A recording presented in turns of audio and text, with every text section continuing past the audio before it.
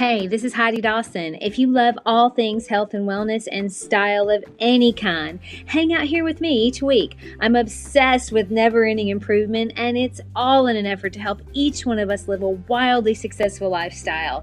Subscribe today so you don't miss a thing. Hi, guys. Welcome to episode 423 of the Wildly Successful Lifestyle Podcast. You're awesome for being here. I'm happy about it. And I hope you know there are 2 new episodes every single week, and they're under 15 minutes. And they just help us each find a way to live our own version of a wildly successful lifestyle. So be sure to follow and subscribe and share and give a review if you're so inclined. You can do that from the 3 little dots at the top right of whatever podcast app you're using. All right. So have you ever heard someone say, my best years are behind me? Or maybe you've had to sit through a conversation about how life used to be so much better when it was in the good old days. It's easy to long for days gone by. I mean, I hear people say a lot. In fact, I say it too, that I wish things would go back to how they used to be in some instance. So often we want to hang on to the past because we remember those times as so blissful. But that's just a moment in time. There will always be blissful moments as long as you continue living and doing the things that create the blissful moments in the first place, right? And we have friends that have retired and they're kind of sad about it. But we've also had friends who retired and they're super excited about it. We have friends that have moved to new states for jobs or for retirement, and they were a little apprehensive, hoping they make new friends or hoping they'll be as happy as they were when they lived here. But as long as they keep living and being active and making new friends and finding new adventures and doing the things that made them happy here, they're going to continue to have blissful moments there too. And as long as we keep living, as long as you and I keep living and doing the things that bring us joy, we will continue creating blissful lives too. How many people do you know that are joyful into their 90s even? My grandmother was that way. She never stopped loving life. She surrounded herself with beauty and love until she died at 93. I mean, she lived staying curious and being social and finding delight in little things and making sure that she kept reading and doing the things that she loved. I mean, she would redecorate her room, and she did all of that up until the day she passed away. She never gave up the things that made her grow and feel beautiful. And I believe that's why she seemed happy until the day she died. Now, on the other hand, I had a friend who she passed a year or so ago. She was also in her 90s, but she was increasingly less happy as she got older. And when I would talk to her, she always talked about the past and how life used to be so good, but it wasn't so good anymore. You see, she had isolated herself and she had stopped doing most of the things that brought her joy, and she was really focused on the past. She was clinging to the past, thinking that was all she had. She used to tell me stories all the time of how she would get together with her friends in the past, and it was so fun. But for the last 20 years, she stopped doing all of that. She stopped doing the things that brought her joy and then wondered why she was unhappy. Life changes. It evolves. People come and go. Friends move away. Family members pass.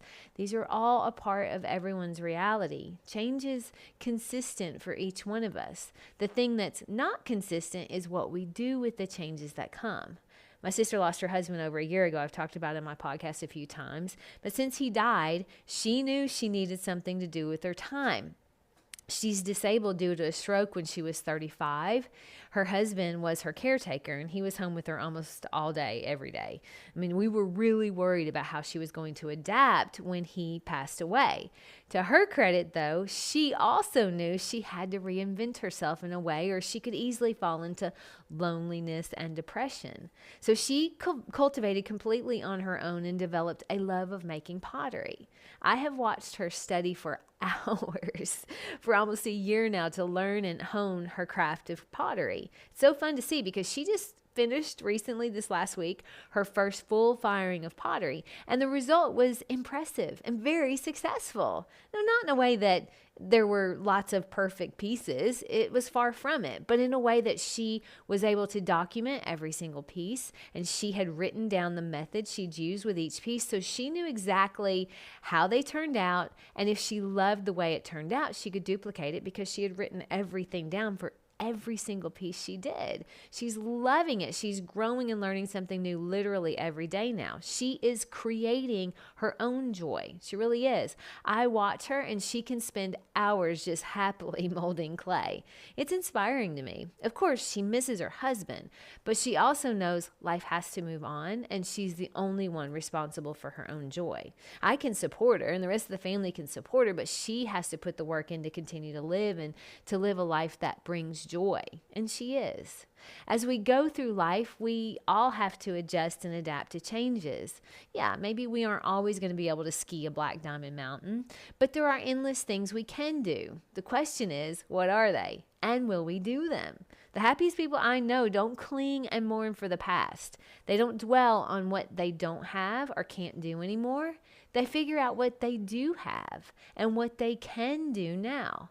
They keep doing things that bring them joy. Now, those things may not and probably will not look the same as the things that they did when they were younger, but there are always things we can do that bring us joy. My grandmother, when she was younger, would grow flowers and pick them, so she had fresh flowers all around the house.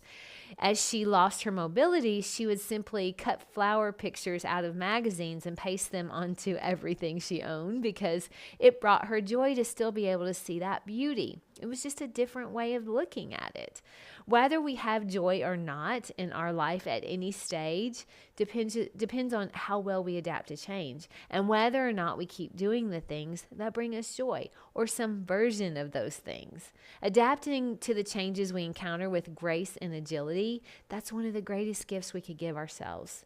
Fighting change or never ending grieving for the past, it may feel justified, but it makes life unnecessarily hard. Adapting doesn't mean you don't grieve. It just means you grieve and you're giving yourself a new chance for happiness and joy. I read a quote on lifehack.org. It said, "To exist is to change. To change is to mature. To mature is to go on creating oneself endlessly." Henry Bergson said that. I want to create myself endlessly, and I want to be around people who do the same. Joy is contagious. My challenge to you this week is to write down 5 things that bring you joy. Are you doing at least one of them every day? If there's something on that list that is no longer possible for you because of change, how do you create that joy in a way that is possible now? It may look a little different, but you may find the joy you feel is exactly the same. Share this with 3 people who bring you joy. I love you guys. I'll talk to you in a few days.